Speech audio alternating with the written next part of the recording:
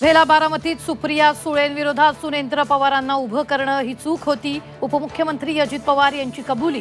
तर दादांच्या वक्तव्यावर सुप्रिया सुळेंचं प्रतिक्रिया देणं त्यांनी टाळलं. रवी राणांनंतर शिवसेना शिंदे गटाचे आमदार महेश शिंदेंचीही लाडक्या बहीण योजनेवरून धमकी. योजना नको असेल तर नाव डिलीट करतो, महेश शिंदेंनी भर सभेत सुनावलं. लाडकी बहीण योजनेचे पैसे सरकार परत घेणार नाही. आमदार रवी राणांच्या वादग्रस्त वक्तव्यानंतर सरकारची ग्वाही. कुणाचा बाप लाडकी बहीण योजना बंद करू शकणार नाही, फडणवीस कडाडले. लाडकी बहीणचा संदर्भ देत सुप्रीम कोर्टानं शिंदे राज्य सरकारला सुनावलं. शेतकऱ्याला पुणे जमीन अधिग्रहणाचा मोबदला द्या, अन्यथा लाडकी बहीणबाबत आदेश देऊ, कोर्टाची सरकारला तंबी.